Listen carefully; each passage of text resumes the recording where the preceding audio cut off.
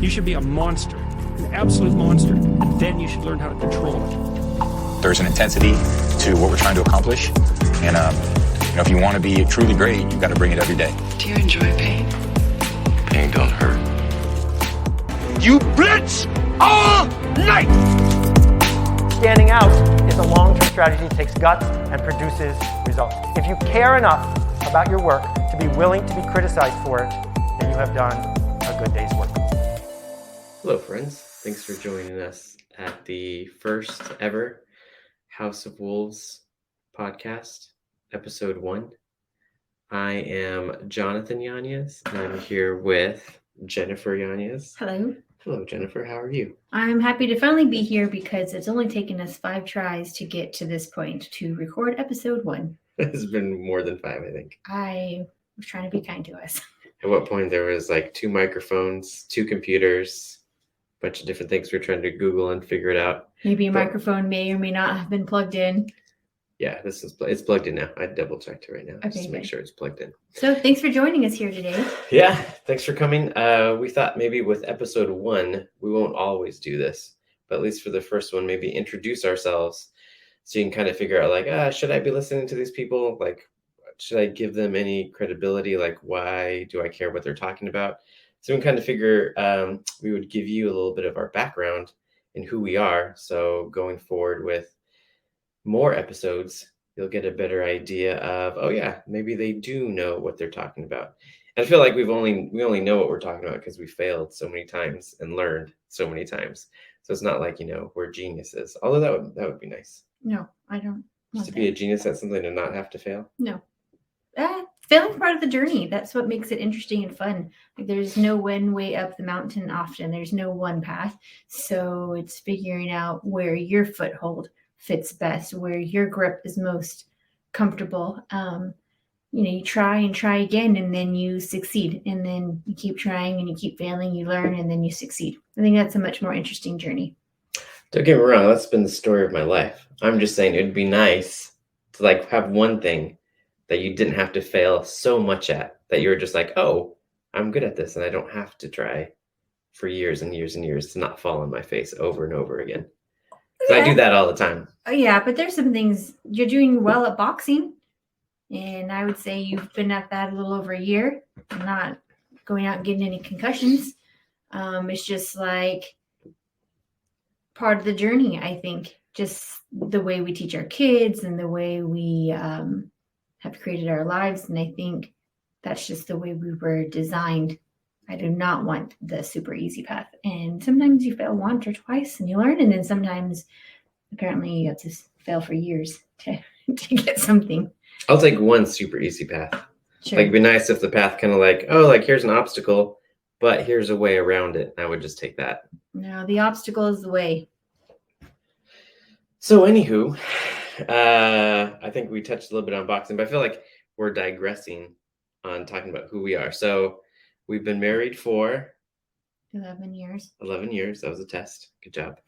Been married for 11 years. We have 2 children, a little girl who's 6 and a little boy who's 2. Mm-hmm. We both work from home now, but it didn't always start like that. So at the beginning of our journey in this fairy tale, graduated with an English degree, wasn't sure what I wanted to do. 5 years later in sales and management, I'm like, hey, definitely don't want to do sales and management for the rest of my life. Not that there's anything wrong with people who like to do sales and management. I say more power to you. You do you. Just for me, it wasn't where I saw myself. I always loved reading, and I wanted to write books. So I started writing about 10 years ago in 2011, maybe. Sure. 2011, I started writing. Mm-hmm. Quit my job without telling Jen. That wasn't the best move. But speaking of failing. Yeah. I feel like at any time where we've risked greatly, we've come out on top. We can talk about the TV show later on in another episode, or maybe this episode. with the TV show. Again, that was like a huge risk that's paid off. Show recap. Thanks for joining us. We struggled to get this going. We're happy to get it going. Jonathan didn't want to be in sales and marketing after he studied English, but he didn't want to be an English teacher, analyzing literature. So started writing, loves stories, loves writing, loves his 2 kids, apparently loves me, 11 years. What else? And yeah, so we started writing. I started going down the traditional publishing path, and I landed a small publishing house. Everything was great, but I just thought to myself, like, hey, I think we can kind of take the bull by the horns and we can do this ourselves and form our own publishing company. So we started doing that. And then maybe 5 years down that road, Jen was able to quit her job and come work for our company. And was that 2019? That was the end of 2018. And very end of 2018, Jen was able to quit her job and come work for our company. So now we do everything from writing books and publishing to getting into film with our TV show to now podcasting, apparently. And I feel like maybe you should catch everybody up kind of like on your background. Sure. I always wanted to go into advertising and marketing. I knew that since I was in high school. So I followed the trajectory to get me there and was at a wonderful agency. Worked in advertising in Newport Beach. And for about 12 years at that last agency. So had about 15 years advertising, marketing, and events experience. And then for a season, I was moonlighting, doing the advertising, marketing, and business stuff for the publishing company. So then at that time, we had a 2-year-old, and things were continuing to go well with the publishing company. So, there's only so many hours in a day and so much space in one's mind and hours of sleep needed. So made the transition from being an advertising executive to running the company and supporting Jonathan's creative endeavors. And then it also afforded me just an immense opportunity to spend more time with our daughter and eventually have our son. And now in the mornings, I homeschool. In the afternoons, I'm in publishing and production, film production. And now we're in podcast production too. So Jonathan, why does anyone care about any of this? What are we doing here? We are introducing ourselves so people understand kind of like the path that we've walked. So also anybody who is interested in writing a novel or publishing a novel, again, we've been doing it for 10 years. I write mostly science fiction and fantasy, although I've done like a little bit of thriller, I would say as well, but mostly science fiction and fantasy. So anybody who's looking to publish their own book, or maybe to like, how do you start a career as an author? I know a lot of people want to quit their daytime job so they could write novels. Like, how did that work? What did that look like for you? And again, that for me, that was a super interesting time in my life because I straight up quit my job. I just came to like a breaking point where they say, like, it's time to burn your boats. Like, there's no going back. So I was just like so fed up and dissatisfied with my job that I realized, like, hey, if I don't make some drastic changes now, nothing's ever going to change. So one day I just up and quit, cashed in my 401k. So I'd have some money in the meantime while I started writing. And then Jen was always super supportive, at least to my face. The way you're looking at me now, I'm not so sure. What was it like for you? We can dive into that. I might regret this later, but at least for now we can dive into that. It wasn't I do not like risk. I'm risk adverse. So I think this podcast could be for anyone who just wants to think outside the box. Anyone who wants to pursue their own path, not our path, your own path. And I'm hoping that maybe using our story and our experience and the people that we've encountered and sharing that knowledge with anyone who dared listen to this to inspire and maybe collaborate or just create our own circle of people who want to forge their own path. And in the way you did, right, with abandon, just burn your boats and move on of whatever it is. Because oftentimes if people want to make a change in their lives and they still have one foot in the old path, it's hard for them to look forward and move on in the new trajectory. So that being said, when Jonathan was ready to make the transition, we didn't have children. We hadn't yet bought a home. We didn't have a whole lot of concrete fiscal responsibilities. So we had only been married a year. Jonathan pulled the wool over my head. I thought I was marrying this like up and coming sales and manager guy, and he turned out he's a creative. So there's that. He traded in clean cut and suits every day for this that you see before you, full beard, t-shirt, wolves drinking horn. But yeah, I'm good with it. I knew who he was at his core, and that wasn't going to change. And it didn't matter if he was spending his days training employees and managing inventory, or if he was going to be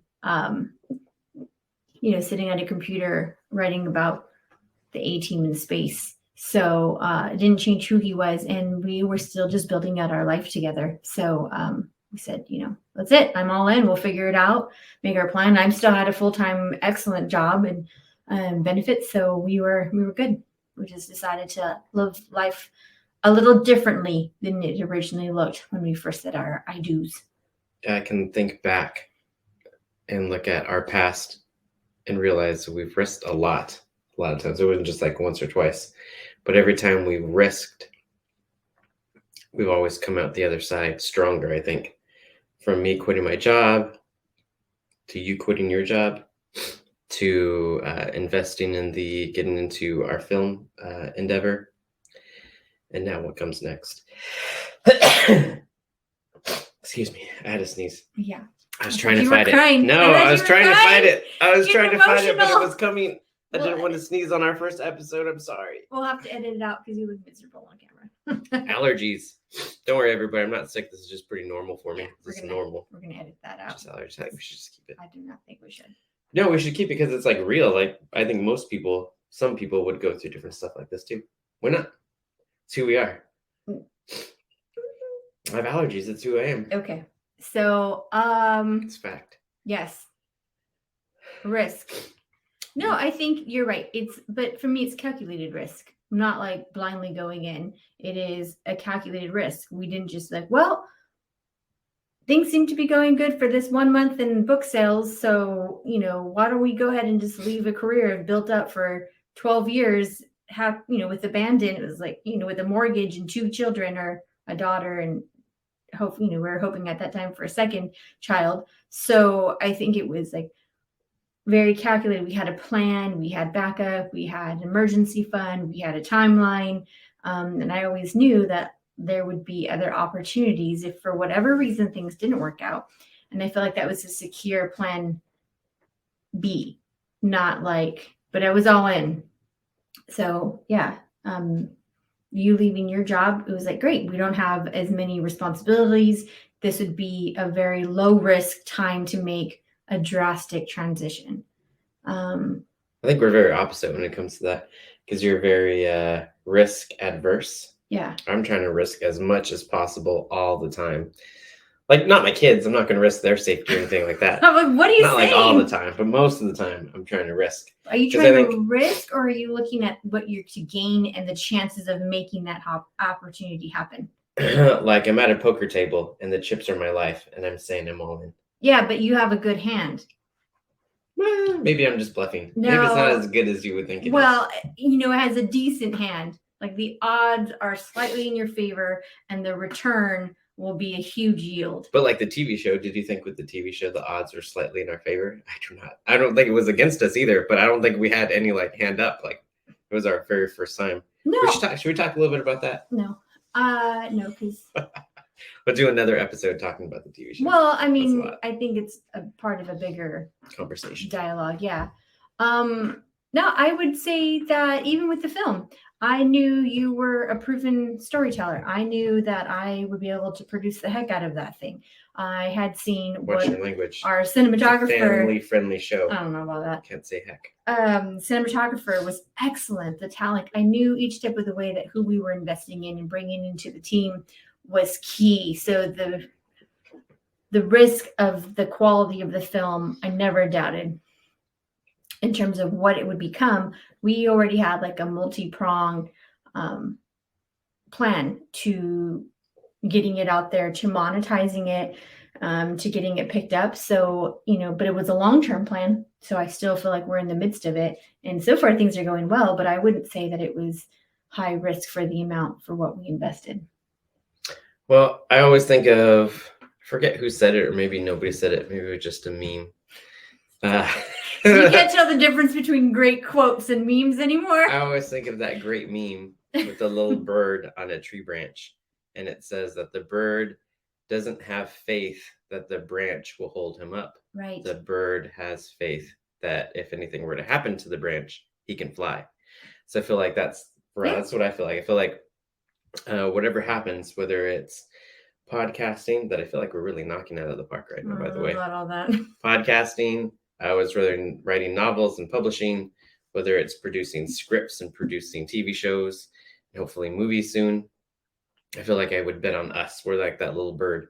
So even if whatever we land on crumbles and falls, we know we can fly. Yeah, that's what I'm saying is if we had never done anything before and you're like, hey, I'm going to take a third of our life savings or of our emergency fund and dump it into this project. And I'm going to figure it all out along the way by myself with a bunch of people who have zero experience, zero track record of success, then yeah, I'd be much more concerned.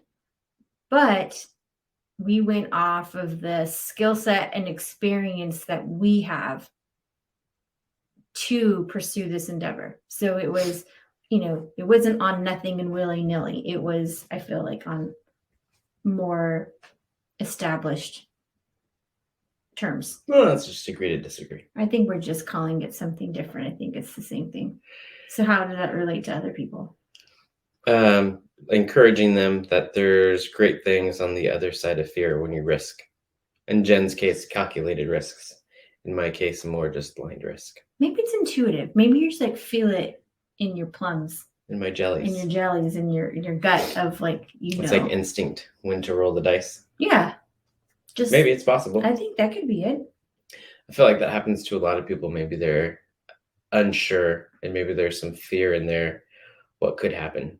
But I remember I was listening to Michael Jordan talking. No, was it Michael Jordan or was it a meme? It's probably a meme of Michael Jordan. Mm-hmm. And he was being interviewed and somebody asked him like a scenario where the game's on the line, there's seconds left, who gets that last shot? And Michael Jordan said, I get that last shot, and winners always want the ball. So I feel like the more, Jocko talks about this too, the more responsibility that you can put on your shoulders to come through at the 11th hour, you know what you're capable of. And I feel like you're probably capable of more than you think you are. Mm. I feel like I should say like, you definitely are capable of more than you think you are. So when that fear comes and starts kicking in, realize that you are capable of accomplishing whatever you want to do. It's just that fear that's standing in the way. And that kind of goes back to Jocko with Extreme Ownership, his book, where he talks about taking responsibility for as much as possible. So even in our business, when something goes wrong, that could look like it's one of our employees' faults or somebody else's fault that we're working with, I always think, well, how can I take responsibility for that? So if it's something that doesn't come in on time, and even though somebody else is supposed to execute on it, we talk to them, and I always say like, hey, I feel responsible for this too, first and foremost. Like I could have followed up with you. I should have made sure this was out on time. And then that person never feels like I'm blaming them because we're a team together. Right. And it makes us both work harder and check every box, a second or third time. Yeah, I think that it really changes the dynamic and perspective in running any initiative, a project, a birthday party, a community event, something, is being okay with failing. Back to the beginning of the conversation, being okay with failing and knowing that failure is inevitable, unless you get that magical unicorn one. I'm still looking for it. Just like something. It'd be nice if like something I could do. I'm like, oh, I'm just naturally gifted at this. I don't have to fail at that. I think you're naturally gifted at podcasting. Oh, we'll see. We'll see. Why not? But I think it goes back to failure is inevitable, right? And when you are in a leadership position, you didn't get there on your first day. You got there after a tenure. And in that tenure, you've had much experience. So you know more of the watch outs. So that's why people in these executive positions often are paid so much. It's not for the work they do, it's for the risk they mitigate. And then they are prepared to accept the repercussions of that risk. And it teaches people around you to not be afraid to fail, to spread their wings, to take that leap, to go for that extra, because just like you're saying, there's greatness on the other side of fear. And if the greatest fear is failure, then, people could really push boundaries or expected or their own self-imposed boundaries in what they're able to accomplish. I think fear is a really good indicator of what you should be doing. Like things that are difficult and fear are kind of like what I use as guides on my path now. They're like we're all three little hobbits together traveling down the path. One's name is fear, one's name is hardship, and then there's me. And when I'm thinking about like, oh, should I go down this path? If fear and hardship say like, oh yeah, you should go down that path, then I listen to my little hobbit friends and we go have second breakfast together down that path. Because I don't want to do easy things anymore. I don't find as much value in doing easy things over and over again. I find the value in doing the hard things. And if I'm a little bit scared or unsure of it, there's opportunity there for me to grow. Mm-hmm. So doing a podcast is not one of the first things that I would wake up in the morning and be like, oh, I really want to get on and do a podcast. But it's something that I'm not sure about. It's not tested. So I thought if I'm going to expand and grow, we should try new things and do those kind of things. So I guess left to my own devices, I would just be sitting down writing novels and writing scripts and telling stories. But outside of that comfort zone is going to like film festivals and going to conferences and speaking events and book signings and podcasts. And there's great opportunities there. We've seen great opportunities from different events that we've gone to. And none of that would have happened if I was just staying in my own little comfortable bubble, just staying at home and writing these crazy stories about hunters, tracking down werewolves and vampires, or people in space getting decapitated or whatever might happen. Oh my gosh. Okay. That took a turn. Whatever might happen. Yeah, no, I agree. I agree that people are like, oh, doesn't fear keep you safe? Fear keeps you comfortable. I think there's a difference, in this 21st century, to say, yeah, fear keeps you comfortable. That's what its initial self-preservation mode was, because if you were uncomfortable, then you could be in danger, you can get hurt. But now being comfortable is very different. I'm more comfortable on my couch than I'm doing a Bulgarian split squat in the garage in our gym. I'm more comfortable just talking to my same friends that I know and who know me than I am welcoming a stranger and trying to strike up that conversation. I'm more comfortable doing the same thing that I did year after year than learning new things and having to traverse changing markets. Obviously, the past few years have been a very dynamic market for many, many industries. But then, we decided to stick it through continue to do that with the publishing, and then say, hey, let's add a new market to what we're doing. And, I would much be reading an interesting, easy to follow mystery novel than movie money and essentially a textbook written by CPAs for contracts. But I think, like you said, get uncomfortable in a good and healthy way. Those good stresses make us healthier, and they add a richness to life. And every time that we've been rolling the dice, I can't think of, I'm sure it's happened, maybe you can think of something where we rolled the dice and it did not turn out well. Like I think usually when we're risking, we're putting in ourselves in positions to succeed. Oh, actually I can think of one. What's that? So I was writing science fiction for a long time, and then I moved to writing urban fantasy. So like the hunters, the vampires, the werewolves, and the series with the Hunters for Hire was well received, like great reviews. Everybody loved it. But the fan base that I had, the readers that I have, we call them our pack, wasn't as keen to pick up a urban fantasy novel as they were for sci-fi. So when we rolled the dice and I did that series, it wasn't received overall. People weren't interested as much as they would have been a science fiction series. So that was kind of like a gamble. that didn't like end in utter failure. Oh no, but it no, didn't. no. It didn't. It also didn't pick up the same way that a sci-fi series did. Right. Yeah, and you were so immersed in that community and had built up a readership based on a certain genre, and then it changed. And for those that decided to take that risk and read it, I think they were pleasantly surprised, or they had a good read with an amazing cast of characters there. But once you came out with your latest sci-fi series that we for some reason sat on for 2.5 years, they just are just enjoying the heck out of it. Yeah, I don't think we should say that word anymore. Okay.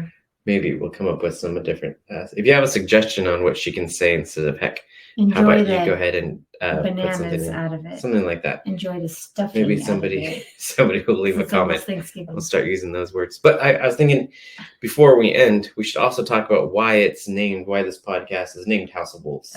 Wolf. Right. So our pack, we call it our pack. This is our logo. It's the wolf. And one of the reasons that we chose wolves is because they exist in a pack. And our pack now is not just, family and friends, but it's readers from around the world. Yeah.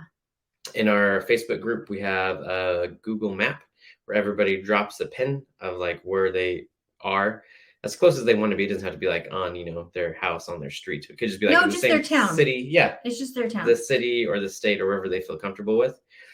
And our pack now just spans the globe. We're on all 7 continents. I looked that up to make sure it was true. I thought that was pretty cool. With the penguins all Antarctica? like Yeah. So I don't think anybody actively lives in Antarctica now from our pack. Okay. But we have at least 2 people who have visited. Okay. And I was like, that's close enough. Okay. So our pack or our community spans the globe. Spans the globe. So House of Wolves, it's our house. It's your house too. You're part of this as well, whether you're listening, whether you want to be part of it or not. If you're listening this far into the first podcast, God bless you. You're part of the pack as well. So House of Wolves. And then also the 3 things that we've kind of built our business on are hope, adventure, and family. Those are like our keywords. It's like hope. When you read one of our books or when you watch one of our films, you're never going to be left feeling bad about your life at the end. Like, trust me, I've read those books and I've seen those movies and TV shows, and I don't like ending a TV show without any hope. So you're always going to have a hope. You're going to be taking on an adventure. So you're going to be able to escape whatever might be going on in your life, whatever struggles or worries you might have. We're going to get you out of that so you can escape. And then the last thing was family. And that kind of goes back to the pack. We're all a family. We're all in this together. I think one of my favorite sayings is blood makes you related, but loyalty makes you family. Much like Fast and the Furious. Yeah. So that's a house. You're welcome into our home. This is a home of wolves. And yeah, everyone's welcome. You're always welcome. And we run as a pack together, encouraging each other and supporting one another. So I think this podcast not only can be about life in general, or just about publishing, or just about script writing or TV shows or producing or anything like that. I think it kind of encompass all of that and more as we talk about our lives in general. Like, we haven't got into Jen taking karate and me taking boxing. We haven't got into homeschooling. We haven't got into any of those topics yet. So as the episodes continue to come, you'll get to hear more and more about kind of like what we do. And hopefully, I think ultimately we'd like this podcast to provide that adventure, hope, and family to other people. Know that you're not alone, give you some hope and some words of encouragement. I read a statistic the other day that said 1 out of every 3 people doesn't have somebody to talk to, like just to somebody to listen or some, encouragement in their life. And I think that's super sad. So I want you to know, like, if you can't think right off the top of your head of somebody who you have in your immediate circle, somebody to listen to or somebody to provide hope, well, you've got us now. So you can count yourself as part of our pack. And hopefully this podcast will go out to reach people who want to learn, who want to maybe expand, who needs a little bit of encouragement. Because I think naturally we're positive people. So hopefully that will come through in whatever subject we're talking about. Whether next time we talk about fitness or routine is a good one too. Well, I think it's like to perform, to do our daily lives, what we do, right? Between homeschooling, writing, working out, producing movies, having a family of intentional family time, in the just busier lifestyle that is Southern California. We have to have some very key things in place, whether that's mindsets, that is routine, habits, relationships, community, how we're always looking to adjust and improve our space and the people around us, like not improve people, but like when they encounter us, make it an improved encounter by 1%, increasing 1% at least each time.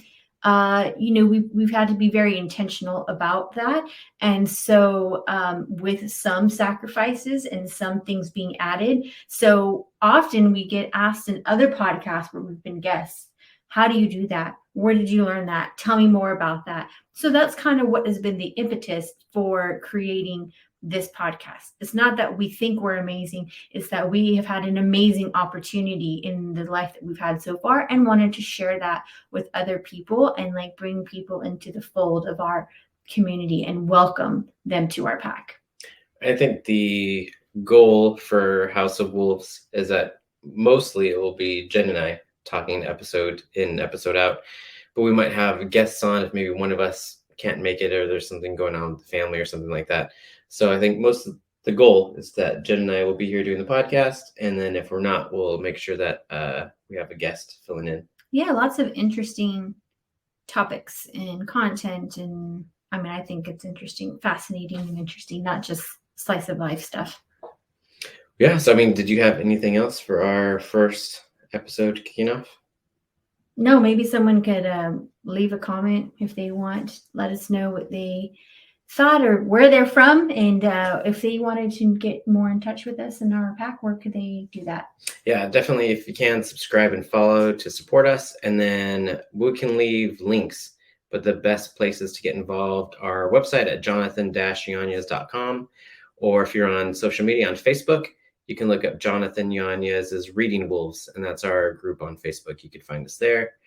And also when Jen was saying, leave a comment of like where you are. Also leave a comment on what words she can use instead of heck, because we can't have that type of language on our show going forward. We just won't stand for it. We want to make sure that we're family friendly, that you can listen to this in the car with the kiddos or at home. So we'll work on that. By we, I mean Jen. Jen will work on that. See, still trying to work on things. I failed, guys. I did it. I failed, but we'll do better. So thanks everybody for listening to our first episode. Our goal is to get these episodes out one a week. So you'll be hearing from us soon. Thank you, everybody. Have a great day.